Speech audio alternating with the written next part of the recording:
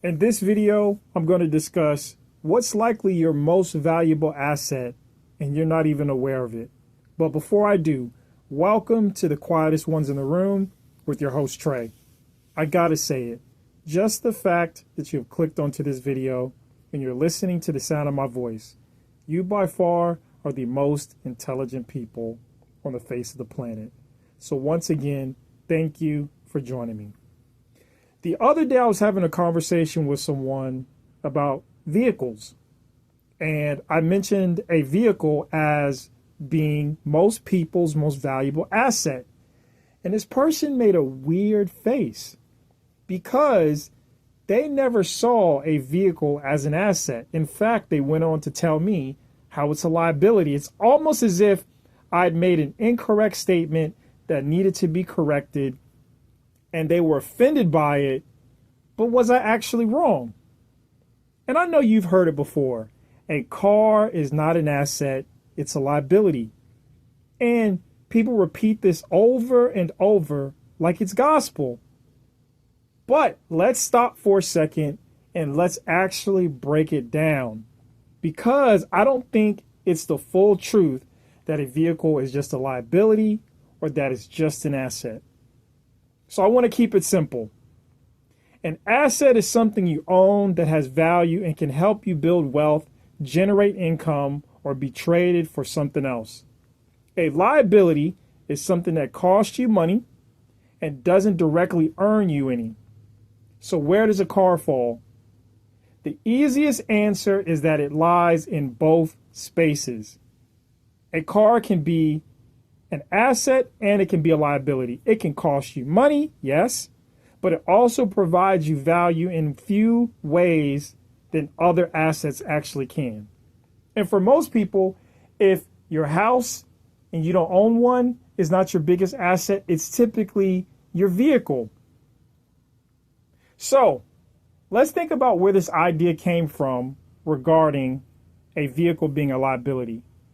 From my personal research and what I've looked into, it's come from so-called personal finance gurus like Dave Ramsey, Robert, of the individual who wrote the book Rich Dad Poor Dad, Kiyosaki, people like that.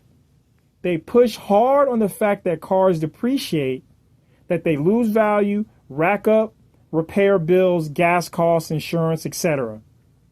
So in their eyes, a car is a money pit. And it's exactly the face. When I was talking to the individual the other day, it was the face of disgust that a person would look at a vehicle as an asset. And mind you, this person has some money. So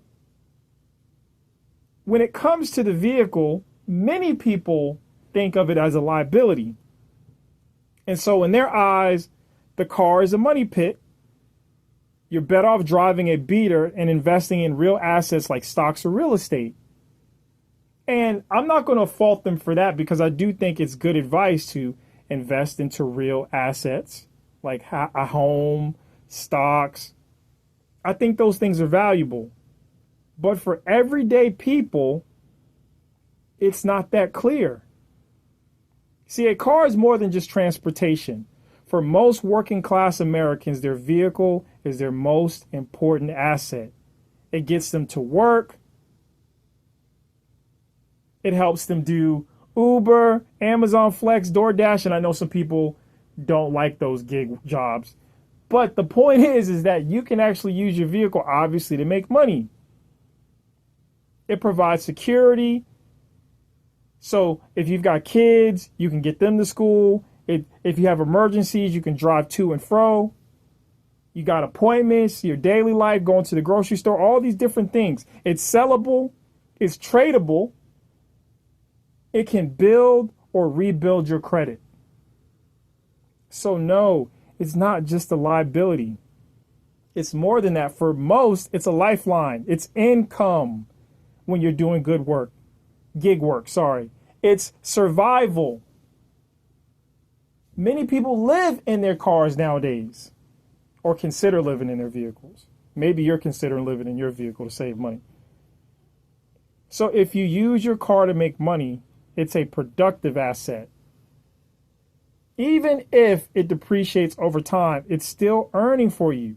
That's no different than a laptop or a camera that loses value, but lets you do work with it. And so in the right market, we remember the pandemic, some vehicles actually gained in value. Your Toyota 4Runners, your Land Cruisers. So the used car prices skyrocketed. People were selling cars for more than they bought them for. So that flipped it on its head, the idea that a vehicle couldn't increase in value, because obviously it can. So a lot of this idea that a vehicle is just a liability comes from financial advice that's designed for people with six-figure incomes and stock portfolios that continue to increase in value. So if you're working hard just to keep your family stable, your car is your best financial tool, even if it costs you money. So don't let these financial gurus and people you come across get you trapped in the mindset that every time you turn that ignition on, you're wasting money and it's just a liability. It's an asset to you. And so I say, let's stop repeating the half-truth that a vehicle is a liability. If you're in the real world, if you have a job to get to, if you're raising a family, if you're doing gig work or building your own hustle, your vehicle is an asset. And it's a necessary one. So don't let rich folks tell you otherwise. Anyhow, please share your thoughts in the comment section on this great debate regarding liability versus asset. You may disagree, but that's not really what matters, because the truth is it's an asset and it's a liability. But anyway, please like, share, and subscribe. I want to thank each and every one of you for continuing to check out my videos.